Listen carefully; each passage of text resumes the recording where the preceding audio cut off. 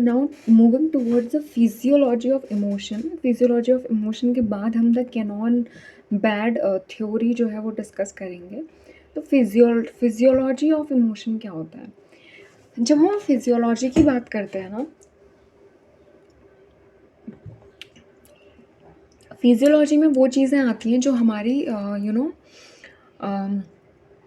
Physically हमारी body में जो बायोलॉजिकल चेंजेस होते हैं, हम उन्हें फिजियोलॉजी के पर्सपेक्टिव में वो चीज़ें आती हैं। तो जो हमारा नर्वस सिस्टम होता है या फिर जो हमारा सेंट्रल है या फिर पेरिफेरल पेरिफेरल दोनों ही तरीके का जो नर्वस सिस्टम है, वो बहुत ज़्यादा एक इम्पॉर्टेंट और एक बहुत वीचल यानी कि बहुत इम्पॉर्टेंट रोल प्ले करता है हमारे इमोशंस को रेगुलेट करने में। तो इसमें सबसे पहला है हमें जो दिया हुआ है वो है thalamus. So it is composed of a group of nerve cell and act as a relay centre for of sensory nerve. तो हमारा जो थैलेमस होता है, हमने जो थर्ड चैप्टर पढ़ा है हमने, उसमें हमने ये सारी चीज़ें पढ़ी हैं। हमारा ह्यूमन ब्रेन पढ़ा हमने, बहुत सब कुछ पढ़ा। ये ब्रेन के पार्ट होते हैं। तो यहाँ ये क्या होता है ना, इसमें बहुत ज़्यादा ग्रुप ऑफ नर्व सेल्स होती है और ये रिले सेंटर होता है हमारे सेंसरी नर्व्स के लिए। तो जो थैलेमस होता है ये क्या स्टिमुलेट करता है, ये हमारा फियर, हमारी एनजाइटी और जो हमारी ऑटोनॉमिक रिएक्शंस होती हैं वो। तो ये जो थ्योरी है इमोशंस की, जो कैनॉन और बॉर्ड ने दी है, इसमें जो थैलेमस है बहुत ज़्यादा एक इम्पॉर्टेंट रोल प्ले करता है। और इस थैलेमस के ही मीडिएटिंग और इनिशिएशन जो हमारे इमोशंस का होता है वो थैलेमस से ही होता है, ऐसा कहा गया है। Then we have the next organ which is our hypothalamus. So it is considered the primary centre for regulation of emotion. तो हाइपोथैलेमस क्या होता है? हाइपोथैलेमस हमारा प्राइमरी सेंटर होता है। प्राइमरी सेंटर यानी कि इनिशियल स्टेजेस पे जो सेंटर होता है वो होता है हमारा हमारे इमोशंस को रेगुलेट करने के लिए। It also regulates the homeostatic balance, controls autonomic activity, secretion of endocrine gland and organize the somatic pattern of emotional behavior। तो हमारा हाइपोथैलेमस होम्योस्टैटिस की बैलेंस कर होम्योस्टैसिस क्या होता है ना, हमारा प्रेशर हमारी बॉडी का, हमारे ब्लड का पीएच और मतलब हमारा जो और होम्योस्टैटिक ऑस्मोटिक बैलेंस है बॉडी का, ये सारी चीज़ें जो होती हैं ये होम्योस्टैटिस होती हैं, ठीक है। और हमारा ऑटोनॉमिक एक्टिविटीज़ को ये कंट्रोल करता है। जो हमारा इंडोक्राइन ग्लैंड है उसके सिक्रीशन को कंट्रोल करता है हाइपोथैलेमस। और क्या करता है, जो हमारे हमारे सोमैटिक पैटर्न होते हैं हमारे इमोशनल बिहेवियर के, उनको ऑर्गेनाइज करता है। Then we have the next which is limbic system. So along with thalamus and hypothalamus, the limbic system play a vital role in regulation of emotion।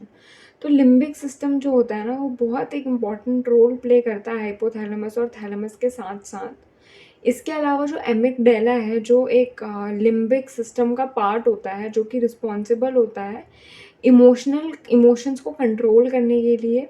और ये involve होता है हमारे उन जो इमोशनल मेमोरीज़ हैं उनकी फॉर्मेशन में। तो लिम्बिक सिस्टम किस चीज़ के लिए रिस्पॉन्सिबल होता है? जो हमारी इमोशनल मेमोरीज़ होती हैं उनको, उनके फॉर्मेशन के लिए ये रिस्पॉन्सिबल होता है। और अमिगडाला क्या है? पार्ट है लिम्बिक सिस्टम का जो इस चीज़ के लिए रिस्पॉन्सिबल होता है। Then we have the next which is cortex. तो कॉर्टेक्स जो हमारा ब्रेन का पार्ट होता है, जो आगे की तरफ ये इतना पूरा होता है हमारा, सब कॉर्टेक्स है ये। तो जो कॉर्टेक्स है वो हमारा इमोशंस में इन्वॉल्व होता है। However its hemisphere has a contrasting role to play. जबकि इसके जो हेमिस्फेयर्स होते हैं उनके अलग अलग रोल्स होते हैं। जैसे जो हमारा लेफ्ट फ्रंटल कॉर्टेक्स है वो हमारे पॉजिटिव फीलिंग्स के साथ एसोसिएटेड है, और जो हमारा राइट फ्रंटल कॉर्टेक्स है वो हमारे नेगेटिव फीलिंग्स के साथ फीलिंग्स के लिए रिस्पॉन्सिबल है। तो यानी कि हमारा जो लेफ्ट फ्रंटियल पार्ट है वो हमारी पॉजिटिव फीलिंग्स के लिए रिस्पॉन्सिबल है, और जो हमारा राइट फ्रंटल पार्ट है वो हमारी नेगेटिव इमोशंस के लिए, नेगेटिव फीलिंग्स के लिए रिस्पॉन्सिबल होता है, ठीक है। अब हम कैनॉन और ब्रैड की जो थ्योरी है वो यहाँ पे पढ़ने जा रहे हैं। तो इसने ये चीज़ क्लेम किया है कि जो हमारे इमोशंस तो ये बेसिकली ये चीज़ बोलता है कि जो हमारे जो इमोशंस होते हैं वो सारे हमारे जो थैलेमस है, थैलेमस से मेडिएटेड होते हैं, which after perception of the emotion provoking stimuli, जो कि हमारा जो परसेप्शन होता है, जैसे कोई भी हमारा परसेप्शन होता है जिसकी वजह से हमारा जो इमोशन है वो प्रोवोक होता है, वो स्टिमुलेट होता है, conveys this information simultaneously to the cerebral cortex or and to the skeletal muscles and sympathetic nervous system. तो फिर क्या होता है कि ये जो हमारी जो मतलब जो हमारी इन्फॉर्मेशन है वो हमारे सेरिब्रल कॉर्टेक्स पे जाती है। अब ये जो हमारी स्केलेटल मसल्स हैं और सिंपैथेटिक नर्वस सिस्टम है, फिर ये क्या करता है, ये स्टिमुलेट करता है, स्टिमुलेशन होता है इसका। उसके बाद जो हमारा सेरिब्रल कॉर्टेक्स होता है ये डिटरमाइन करता है इस चीज़ को कि वो जो जो हमारा परसीव किया, जो हमने स्टिमुलाई वो कैसी है, वो पॉजिटिव है या नेगेटिव है। This determines the subjective experience of emotion. तो इससे हमारा सब्जेक्टिव जो एक्सपीरियंस है इमोशन का वो होता है। At the same time the sympathetic nervous system and the muscles provide physiological arousal and prepare the individual to take action. तो अब इससे क्या होता है कि हमारा जो सिंपैथेटिक नर्वस सिस्टम है और जो मसल्स हैं उनका उनमें क्या होता है, फिजियोलॉजिकल अरोजल होता है उनका, और वो क्या करते हैं, हमारे मतलब किसी भी एक इंडिविजुअल को उसके एक्शन लेने के लिए क्या करते हैं, प्रिपेयर करते हैं। उसके बाद जो हमारा एएनएस होता है, जो हमारा ऑटोनोमस नर्वस सिस्टम होता है, ये दो तरीके का होता है। एक तो होता है सिंपैथेटिक और दूसरा होता है parasympathetic. So these two system function together in a reciprocal manner. तो ये दोनों जो सिस्टम होते हैं ये एक रेसिप्रोकल मैनर में होते हैं, यानी कि अगर सिंपैथेटिक सिस्टम की वजह से हमारा सलाइवा सिक्रीट हो रहा है तो पैरासिम्पैथेटिक की वजह से क्या होगा, हमारे सलाइवा का सिक्रीशन स्टॉप हो जाएगा। तो ये एक दूसरे की अपोजिट ली वर्क करते हैं। और उससे पहले हमको दो फिगर दिए हुए हैं, हम पहले ये समझ लेते हैं। तो हमने जेम्स और लैंग्स की थ्योरी पढ़ी थी इमोशंस की। तो अब उसमें क्या चीज़ थी कि जैसे हमारा रोड एक्सीडेंट हुआ, हमारी हार्ट बीट जो है वो इंक्रीज़ हुई, हमारा ये क्या है पर्सिपिरेशन हुआ, तो हमें क्या लगा, डर लगा, तो हमारा इमोशन इस तरीके से जनरेट हुआ। तो ये थ्योरी में बेसिकली ये था कि हमें कोई स्टिमुलस मिलता है, फिर हमारी बॉडी में कुछ फिजियोलॉजिकल चेंज होता है, उस फिजियोलॉजिकल चेंज की वजह से जो क्या है, उस फिजियोलॉजिकल चेंज जो है वो परसेप्शन, हम किस तरीके से उसको परसीव कर रहे हैं उस फिजियोलॉजिकल चेंज को। फॉर एग्जांपल अगर मैं बहुत एक्साइटेड और खुश सी महसूस कर रही हूँ तो ये मैं क्या परसीव कर रही हूँ, उस फिजियोलॉजिकल चेंज को बहुत पॉजिटिवली परसीव कर रही हूँ। तो मेरा इमोशनल एक्सपीरियंस क्या है, मेरा इमोशनल एक्सपीरियंस है खुशी का। ठीक है। अब तो मतलब इसमें क्या हो रहा है, पहले फिजियोलॉजिकल चेंज हो रहा है, लेकिन जब हम कैनॉन और ब्रैड की थ्योरी पढ़ रहे हैं, इसमें क्या हो रहा है, पहले हमको स्टिमुलस मिल रहा है, वो हमारे थैलेमस में जा रहा है। थैलेमस से सिंपैथेटिक नर्वस सिस्टम और मसल जो है वहाँ जा रहा है, तो हमें फिजियोलॉजिकल जो चेंजेस हैं, हमारे फिजियोलॉजिकल एक्शंस जो हैं वो हो रहे हैं, फिजियोलॉजी में चेंज हो रही है। और जब सेरेब्रल कॉर्टेक्स में जा रहा है तो हमें एक सब्जेक्टिव एक्सपीरियंस मिल रहा है उस इमोशन का। तो अभी हमें नेक्स्ट दिया हुआ है कि in a stressful situation the sympathetic system prepares the body to face the situation. तो अब कोई भी स्ट्रेसफुल कंडीशन है, फॉर एग्जांपल कुछ भी स्ट्रेसफुल मेरी लाइफ में आ गया, कुछ भी प्रॉब्लम आ गई, तो उस टाइम पे क्या है, जो सिंपैथेटिक सिस्टम है ये मेरी बॉडी को प्रिपेयर कर रहा है उस सिचुएशन को फेस करने के लिए। It strengthens the internal environment of the individual by controlling the fall in heart rate, blood pressure, blood sugar, etc. तो अब ये क्या करता है, सिंपैथेटिक सिस्टम क्या करेगा, मेरी इंटरनल इन्वायरमेंट को स्ट्रेंथ करेगा। स्ट्रेंथ कैसे करेगा कि मेरी जो हार्ट बीट तेज़ हो रही है उसको कंट्रोल करेगा। हार्ट बीट तेज़ तब होती है जब हमारा ब्लड प्रेशर बढ़ रहा होता है, तो मेरे ब्लड प्रेशर को कंट्रोल करेगा, ब्लड शुगर को कंट्रोल करेगा। तो इस तरीके से सिंपैथेटिक सिस्टम क्या करता है, हमारी बॉडी को उस सिचुएशन से फेस करने के लिए प्रिपेयर करता है।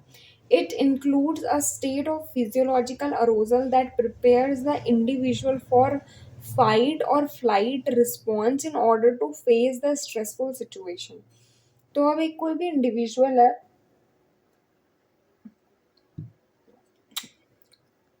उसमें फिजियोलॉजिकली जो कोई भी चेंज हो रहे हैं, तो उससे क्या हो रहा है, या तो वो इंडिविजुअल उस सिचुएशन से लड़ने के लिए तैयार हो रहा है, या फिर उस सिचुएशन से भागने के लिए तैयार हो रहा है।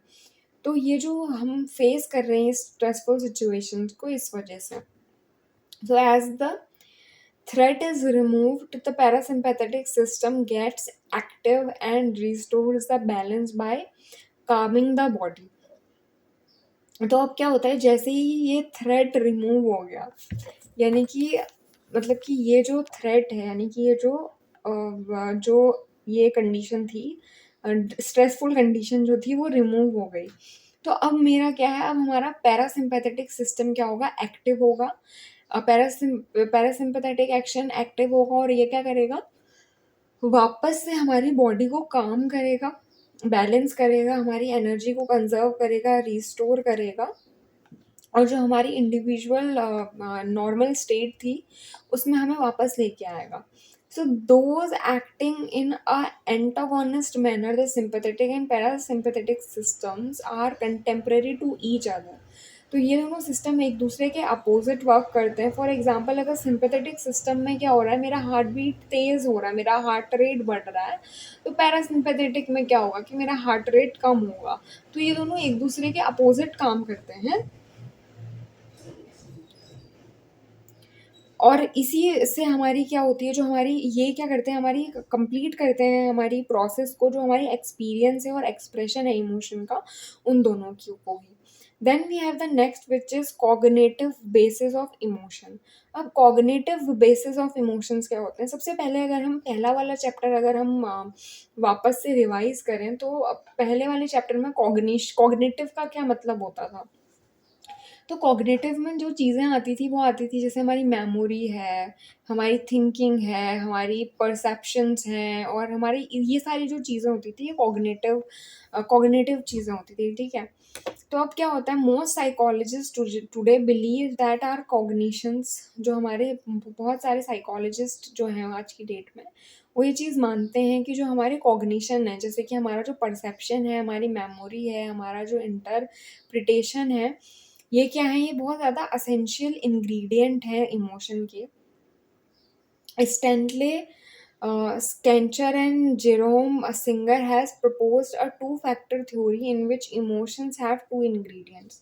तो अब यहाँ पे एक स्टैनले ने और जिरोमे ने क्या किया, दो फैक्टर की थ्योरी जो थी वो प्रपोज की। तो उसमें क्या थे, दो इंग्रेडिएंट्स थे, एक तो था फिजिकल अरोजल और दूसरा था कॉग्निटिव लेवल। तो अब इसमें क्या हुआ है कि दे presumed that our experience of emotion grows from our awareness of our present arousal।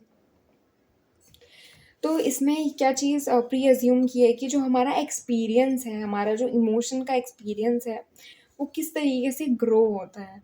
तो वो ग्रो होता है हमारी अवेयरनेस से, जो हमारा प्रेजेंट अरोजल है, हमारा प्रेजेंट में किस तरीके से अरोजल हो रहा है, हम कितने अवेयर हैं, ठीक है। उस वजह से हमारा हमारा उस इमोशन के प्रति हमारा क्या निकलता है, एक्सपीरियंस निकलता है। So they also believe that emotions are physiologically similar.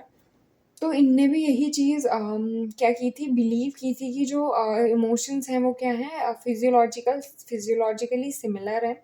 अब हमें इसमें एक एग्जांपल दिया हुआ है,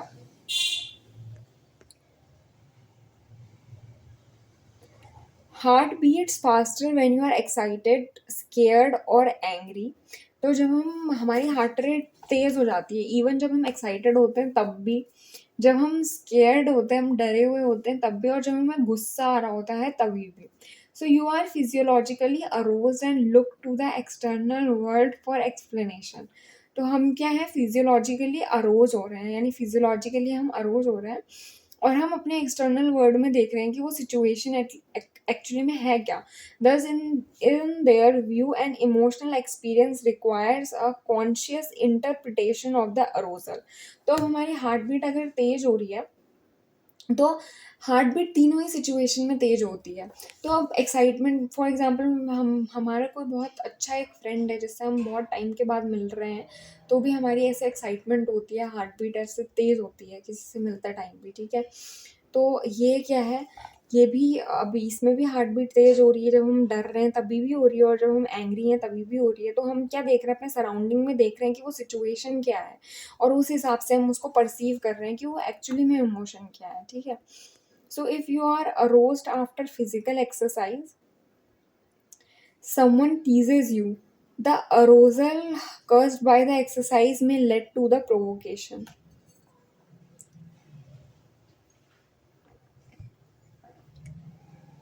So test this theory, अब इन्होंने एक हाइपोथेसिस दी कि मैंने फिजिकल एक्सरसाइज की और किसी ने मुझे चिढ़ाया, ठीक है।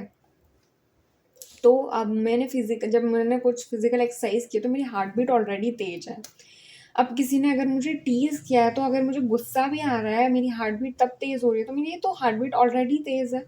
तो इस जो प्रोवोकेशन है इसका अब क्या इम्पैक्ट हुआ, तो अब इस थ्योरी को टेस्ट करने के लिए जो स्केचर और सिंगर है उन्होंने क्या किया है, एक मतलब इस थ्योरी को टेस्ट किया है।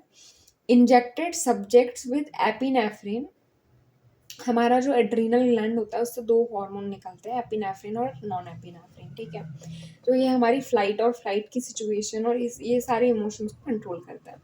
तो अब इन्होंने क्या किया, इंजेक्ट किया सब्जेक्ट को epinephrine, then this subject are made to observe the behaviour of others.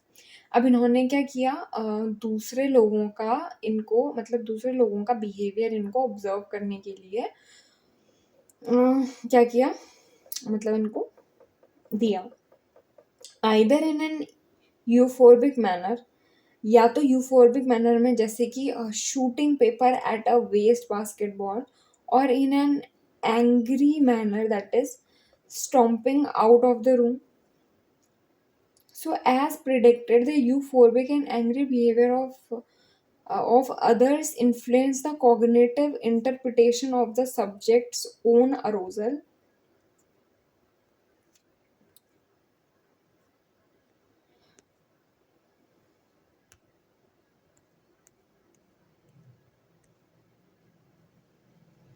तो मतलब जैसे एपिनेफ्रिन दिया उनको, तो उनका हमने उनके लेवल पे हमने क्या किया है, उनका ब्लड पे हमने वो हार्मोन बढ़ा दिया, ठीक है।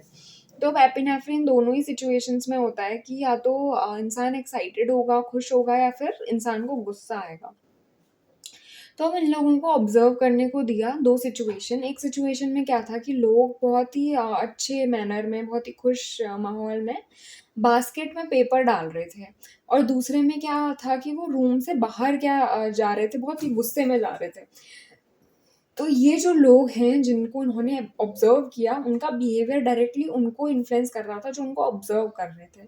तो यहाँ से हमें ये पता चल गया कि हम जो है किस तरीके से परसीव कर रहे हैं चीज़ को, वो जो है बहुत ज़्यादा एक इम्पोर्टेंट रोल प्ले करता है। Then we have lie detection, ये एक दिया हुआ है यहाँ बॉक्स में इस सिचुएशन, और यहाँ पे हमें एक दिया हुआ है सैचर, और इनकी थ्योरी जो है ये हमको इस लेवल पे दिया है। तो इसमें कुछ नहीं है, इसमें हमें क्या किया है कि हमारा जो परसीव्ड एक्सटर्नल स्टिमुलस है वो क्या है, फिर इसको 2 पार्ट्स में हमने डिवाइड किया हुआ है। एक है फिजियोलॉजिकल अरोजल, फिर है कॉग्निटिव लेवल। कॉग्निटिव लेवल पे वही चीज़ है कि हम किस तरीके से उसको परसीव कर रहे हैं, और हमारा फिर क्या हो रहा है, एक्सपीरियंस हो रहा है हमको उस इमोशन का। तो अब हम लाई डिटेक्टर की बात करते हैं, लाई डिटेक्शन की बात करते हैं। Lie detectors are also called polygraphs polygraphs because they graphically record several body reactions simultaneously, which measures the bodily arousal of the individual.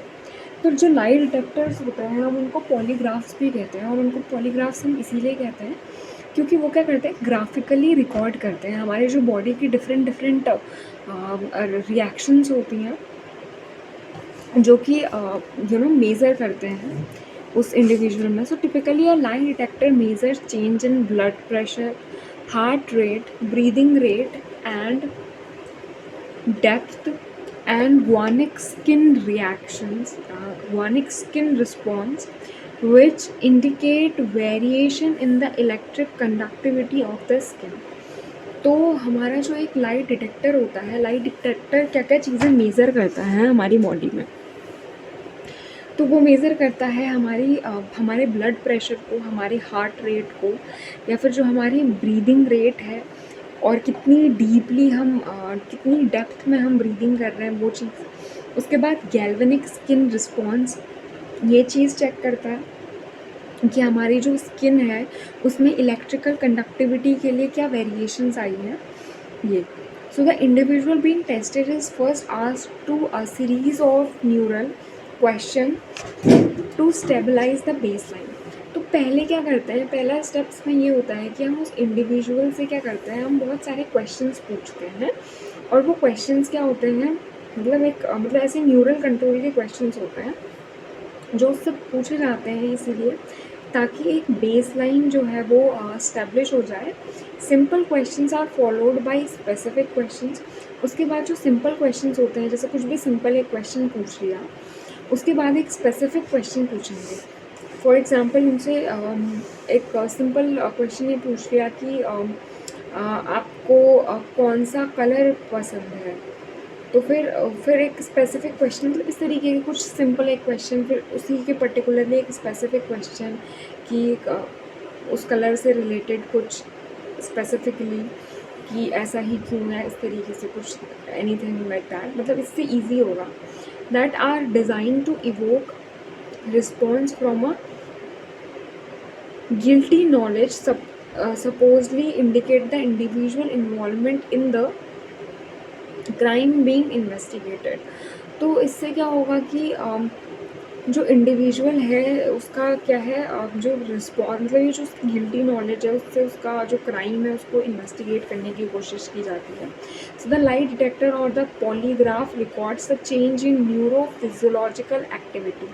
तो बेसिकली एक जो लाइट डिटेक्टर होता है वो क्या करता है, हमारी जो न्यूरो फिजियोलॉजिकल एक्टिविटीज़ होती हैं उनके चेंजेस को वो डिटेक्ट करता है। That occur while the suspected individual answer these questions. तब जब वो इंडिविजुअल है वो उन क्वेश्चंस के आंसर को बता रहा है। दो the polygraph make several objective recordings. जो ये पॉलीग्राफ होता है इसमें बहुत सारी ऑब्जेक्टिव रिकॉर्डिंग्स होती हैं। The interpretation of these records relies heavily on the subjective judgement by the examiner. और ये जो इंटरप्रिटेशन होते हैं, ये जो रिकॉर्ड है, इन रिकॉर्ड का जो इंटरप्रिटेशन किया जाता है वो बहुत ज़्यादा सब्जेक्टिव होता है। It also probable that several unrelated factors like fear, pain, anxiety being felt by the individual during the test may affect her or his level of arousal। और ये सारी चीज़ें जैसे कि उस इंसान को कितना ज़्यादा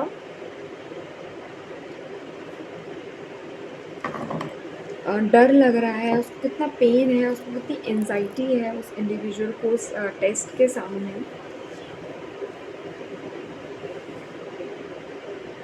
तो ये सारी चीज़ें एक अनरिलेटेड फैक्टर्स हैं जो कि ये चीज़ बताते हैं कि शायद पॉसिबली वो इंसान झूठ बोले। तो the validity of polygraph results is doubtful. तो इसकी जो रिजल्ट्स होते हैं वो बहुत ज़्यादा डाउटफुल होते हैं। However these are still used by law enforcing agencies for lie detection. हाँ, मतलब ये जो पॉलीग्राफ्स हैं ये इनकी वैलिडिटी बहुत ज़्यादा डाउटफुल होती है, लेकिन स्टिल जो लॉ इन्फोर्सिंग एजेंसीज होती हैं वो इन लाई डिटेक्शंस का इस्तेमाल करती हैं, है ना। उसके बाद हमारा जो नेक्स्ट टॉपिक है वो है कल्चरल बेसिस ऑफ इमोशंस, कि हमारा जो कल्चर है वो कितना ज़्यादा इन्फ्लुएंस करता है, कितना ज़्यादा अफेक्ट करता है हमारे इमोशंस को। So till now we have discussing the physiological and the cognitive basis of emotions. तो अभी तक हमने जो चीज़ें पढ़ी उसमें हमने ये चीज़ डिस्कस की कि जो फिजियोलॉजिकल फिजियोलॉजी जो हमारी फिजियोलॉजी है वो, या फिर हमारा जो कॉग्निटिव बेसिस है उसका इमोशंस, मतलब कितना ज़्यादा वो जो बेसिस हैं वो हमारे इमोशंस के हैं। तो अब इस सेक्शन में हम बेसिकली कल्चर की बात कर रहे हैं। तो बहुत सारी स्टडीज़ ने ये चीज़ रिवील की है कि बहुत सारे जो बेसिक इमोशंस होते हैं वो हमारे इनबॉर्न होते हैं। यानी कि हम उनको किसी से सीखते नहीं हैं। जैसे हमारा रोने का, हँसने का, ये सारे जो एक बच्चा पैदा हुआ होता है, उसके भी उस मतलब वो भी ये सारी चीज़ें शो करता है, तो उसने किसी से सीखी तो हुई नहीं होती है। तो ये इनबॉर्न होती हैं, यानी कि पैदा ये सब लेके वो पैदा होता है। So psychologists largely have a notion that emotion, especially facial expression, have strong biological ties. तो फिजियोलॉजिस्ट ने ये बोला कि स्पेशली जो हमारा फेस के जो एक्सप्रेशंस हैं, फेस के एक्सप्रेशंस बहुत ज़्यादा एक स्ट्रॉन्ग बायोलॉजिकल टाई है। तो for example childrens who are visually impaired from birth, for example जो बच्चे विजुअली इम्पेयर्ड होते हैं, यानी कि जिनको जिनको बचपन से ही दिखाई नहीं देता, from there birth have never observe the smile. तो उन्होंने कभी भी किसी की स्माइल नहीं देखी होती है, किसी और इंसान की, लेकिन फिर भी उनको स्माइल करना आता है। और सेम उसी वे में वो स्माइल करते हैं जिस वे में दूसरे जो नॉर्मल बच्चे हैं जिनका विजन नॉर्मल है वो स्माइल कर रहे हैं। So but on comparing different cultures we see that learning plays an important role in emotions. तो हमें बहुत अलग अलग कल्चर्स को पढ़ के, कल्चर्स को समझ के हमें ये चीज़ पता चली कि ये जो लर्निंग है, ये मतलब जो कल्चर है, ये बहुत एक इम्पॉर्टेंट रोल प्ले करता है किसी के इमोशंस को लर्न करने में। This happens in 2 ways। तो ये 2 तरीके से होता है। पहला है जो कल्चरल लर्निंग होती है, वो इन्फ्लुएंस करती है जो हमारा, हम किस तरीके से अपने इमोशंस को एक्सप्रेस कर रहे हैं। हाँ, उस चीज़ को जो कल्चर है वो हमें सिखाता है, हमारा कल्चर जो है वो हमें ये चीज़ सिखाता है कि हम किस तरीके से अपने इमोशंस को एक्सप्रेस कर रहे हैं। इसमें एक एग्ज़ाम्पल दिया हुआ है, कुछ कल्चर्स में अपने इमोशंस को एक्सप्रेस करना और इनकरेज किया जाता है कि आप अपने इमोशंस को फ्रीली एक्सप्रेस करो। हालांकि बहुत सारे ऐसे कल्चर्स होते हैं जहाँ पे ये चीज़ सिखाई जाती है, उनको रीइंफोर्समेंट करा के या फिर उनको मॉडलिंग कर, उनको ये चीज़ दिखा के, समझा के कि आपको अपने बहुत कम इमोशंस जो हैं वो रिवील करने हैं पब्लिक में, यानी कि आपको ज़्यादा एक्सप्रेस नहीं करना अपने आप को। अगर आपको ज़्यादा हंसी आ रही है तो आपको नहीं उतना हंसना है, इस तरीके की चीज़ है। Second, learning has a great deal to do with the stimuli that produce emotional reaction. उसके बाद जो लर्निंग है, जो हम चीज़ सीखते हैं, वो बहुत ज़्यादा इस चीज़ पे डिपेंड करती है कि हमें किस तरीके का जो है स्टिमुलाई मिल रहा है, बाहर से हमें किस तरीके का स्टिमुलाई मिल रहा है जो कि उस इमोशनल रिएक्शन को प्रोड्यूस कर रहा है। So it has been shown that individual with excessive fears, तो इसमें हमें ये दिखाया है कि वो इंडिविजुअल जिनमें बहुत ज़्यादा एक्सेसिव फेयर होता है या फोबिया होता है एलिवेटर्स का, ऑटोमोबाइल्स, यानी कि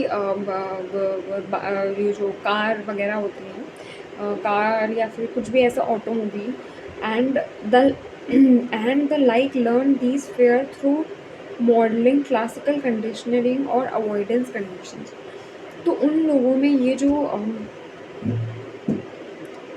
जो फोबिया है, ये उन्होंने सीखा होता है, यानी कि उनको इनबॉर्न नहीं होता। ये हो सकता है जैसे वो लिफ्ट का फेयर हो, उनको लिफ्ट का फोबिया हो, तो उनके साथ ऐसा कुछ पास्ट में ऐसा एक्सपीरियंस हुआ हो कि वो फंस गए हों लिफ्ट में, इस वजह से उनको उस चीज़ का फोबिया हो। तो ये जो चीज़ है ये उन्होंने लर्न की है। तो ये क्लासिकल कंडीशनिंग से या फिर अवॉइडेंस कंडीशनिंग से उनको ये फोबिया मिला है, ठीक है। देन हमारे पास नेक्स्ट टॉपिक है जो है एक्सप्रेशन ऑफ इमोशंस। हमारे एक्सप्रेशंस क्या होते हैं इमोशंस के। So do you get to know that your friend is happy और सैड और इनडिफरेंट। क्या हमें ये चीज़ पता चल जाती है कि हमारा जो फ्रेंड है वो दुखी है या फिर वो खुश है या फिर वो कुछ अलग सा अलग सा लग रहा है। सो डज शी और ही अंडरस्टैंड योर फीलिंग्स। तो क्या, या आप भी कुछ अलग से लग रहे हो, तुम्हारा फ्रेंड तुम्हें बोलता है कि आज आप खुश हो या दुखी हो, या अगर आप भी किसी को ऑब्जर्व कर रहे हो, तो हम किस तरीके से ये फीलिंग्स को समझ सकते हैं। So emotion is an internal experience not directly observable by others. तो इमोशंस जो हैं, किसी के अंदर क्या इमोशंस चल रहे हैं, कोई दूसरा इंसान नहीं बता सकता। तो ये बेसिकली एक इंटरनल एक्सपीरियंस होता है जो कि दूसरे लोग ऑब्ज़र्व नहीं कर पाते हैं। लेकिन जो इमोशंस होते हैं वो क्या होते हैं, इन्फर्ड होते हैं, मतलब वो ये इस चीज़ से इंटरफेयर होते हैं कि जो हम वर्बल या फिर नॉन वर्बल हमारे जो एक्सप्रेशंस होते हैं उससे ये हमें दिख जाते हैं। So these verbal and non verbal expressions act as the channel of communication. तो ये जो हमारे वर्बल या फिर नॉन वर्बल एक्सप्रेशंस होते हैं, ये एक चैनल की तरीके से काम करते हैं कि हमारा जो कम्युनिकेशन का चैनल है वो, and enable an individual to express one's emotion and to understand the feeling of others. तो इससे क्या होता है कि हम ये जो चीज़ है ये क्या करती है, ये एक इंडिविजुअल को एक्सप्रेस करने में हेल्प करती है एक इमोशन को, और ये समझने में हेल्प करती है दूसरे इंसान को। जैसे हमें यहाँ पे एक कुछ फेसेस दिए हुए हैं, एक है फियर का, फिर है एंगर का, हैप्पी का, सैड का। तो हमें एक्सप्रेशन से पता चल जाता है। फिर हमारे पास है कल्चर एंड इमोशनल एक्सप्रेशन। तो हमारा कल्चर और इमोशनल एक्सप्रेशन किस तरीके से रिलेटेड है वो है। फिर हमारा नेक्स्ट टॉपिक होगा मैनेजिंग नेगेटिव इमोशन। तो इस टॉपिक को हम अपनी नेक्स्ट वीडियो में कवर करेंगे। और फिर हमारा ये सारे टॉपिक जो हैं एंजाइटी और ये सारे हमारे इसके बाद वाली वीडियो लेक्चर में कंप्लीट हो जाएंगे। और फिर मिलते हैं आपको नेक्स्ट वीडियो में। Till then keep revising. I hope you guys are understanding it. Thank you.